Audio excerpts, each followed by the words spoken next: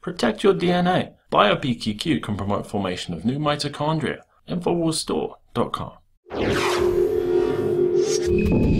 Operation Fast and Furious. If you watch this show, you've heard about it quite a bit. And no, I'm not talking about the Vin Diesel movies. I'm talking about Operation Fast and Furious that gave firearms to Mexican drug cartels under a sting operation.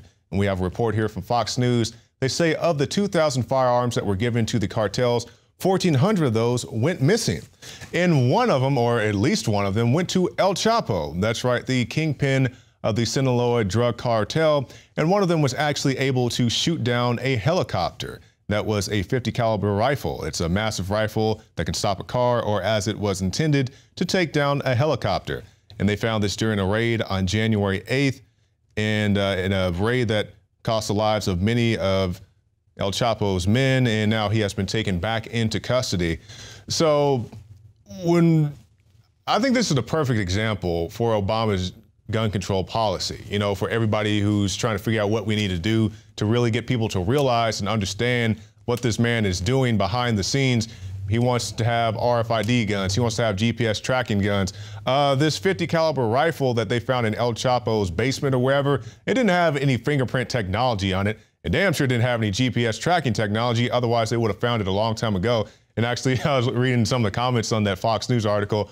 One person down at the bottom, he put on there, he's like, yeah, everybody's freaking out about the .50 caliber rifle, but nobody's talking about the RPGs he had as well. Now, where he got those RPGs, I don't know. I'm not going to attribute that to the ATF, but it's so ridiculous to me how they want to have so many gun measures here in the United States while they're arming ISIS, they're arming these cartels, and you have a very delicate situation to where they say they want to track these firearms and see where they end up.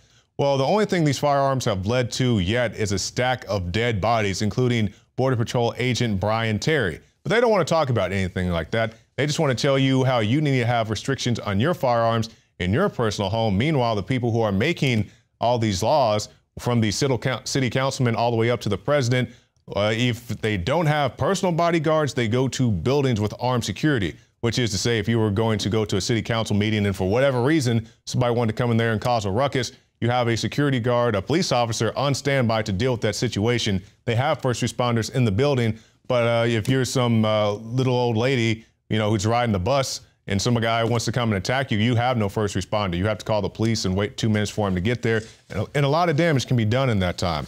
And for more on this, we go to John Bound, who's going to break down this Fast and Furious and El Chapo connection.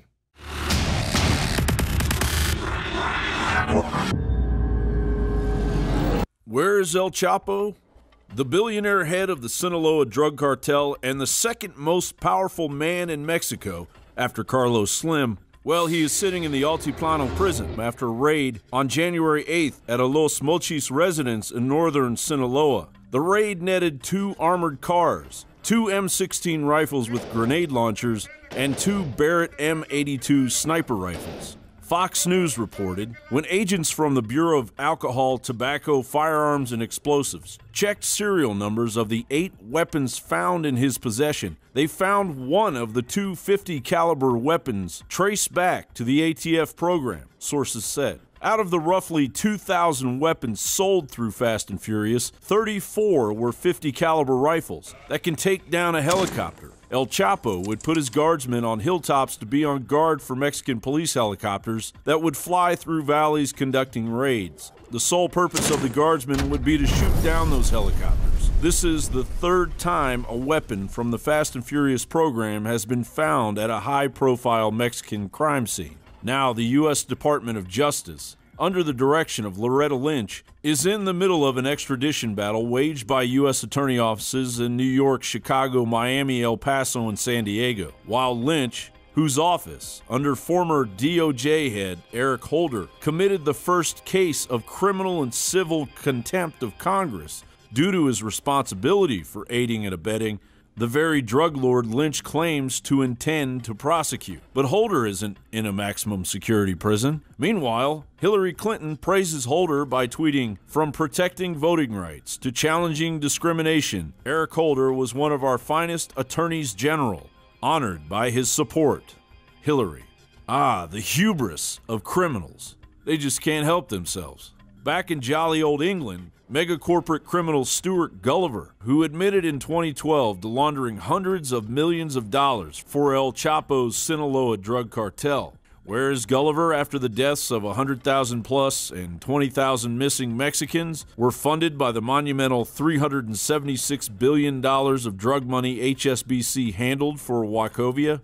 Gulliver is currently at the Davos confab, still operating as the group chief executive of HSBC, making decisions with 61 other criminal billionaires determining the amount of carbon taxes they will be fleecing from the unsuspecting populace. The Telegraph writes Mr. Gulliver is on a panel on business and climate change. He appears largely supportive of the COP21 decree agreed at Paris in December, but says there cannot be a binary moment when everyone drops oil and gas companies.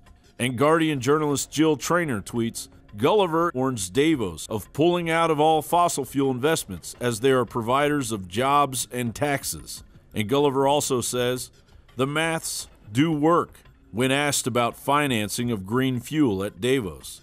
The public wants to do this, according to global mafia chief Stuart Gulliver. As El Chapo sits in a maximum security prison he has already escaped, he embodies the mentality of a global criminal organization Goliath that protects and continues to fund him. Because if and when El Chapo finally escapes, he will again be too big to jail.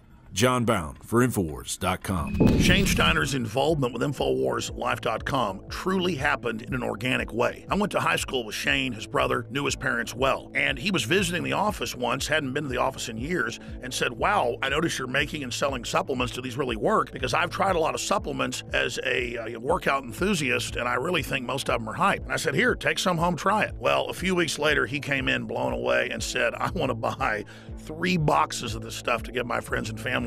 It's simply amazing. He said, why does it work so well? And I said, listen, go to InfoWarsLife.com, watch the informational videos with Dr. Group and others. They understand how it all works. I know that it works for me. That's all I understand. The science, the facts, the research, people's testimonials, they're all on InfoWarsLife.com. You can check it out for yourself.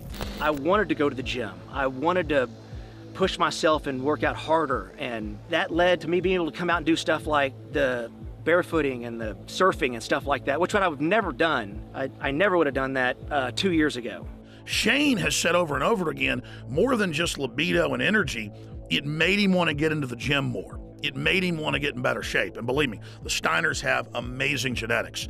His brother is a world champion steer wrestler. His dad, Bobby Steiner, is a famous world champion bull rider. They've got natural genetics. But when you added this to the mix, in Shane's own words, it took him to the next level.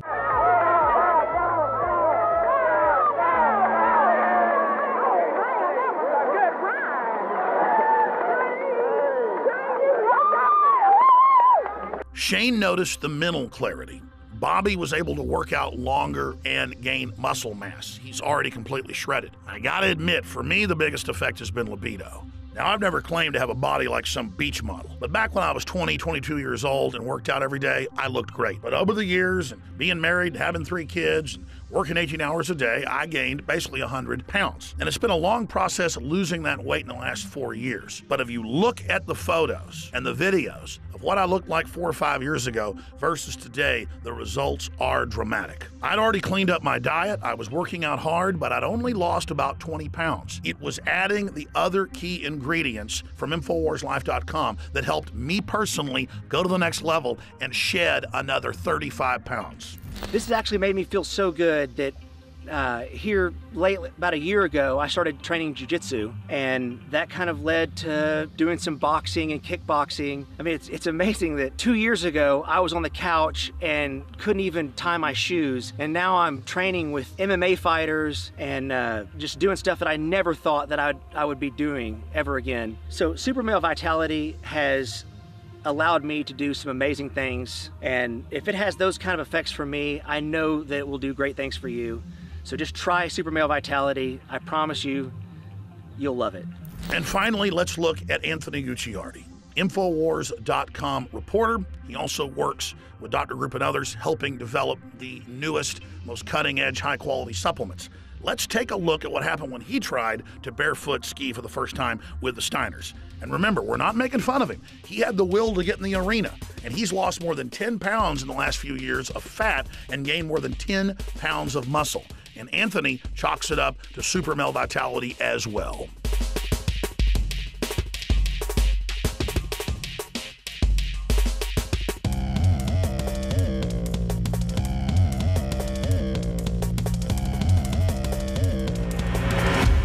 Bottom line, folks, you want to discover the power of super male vitality and super female vitality for yourself by visiting InfoWarsLife.com today or by calling toll-free 888-253-3139.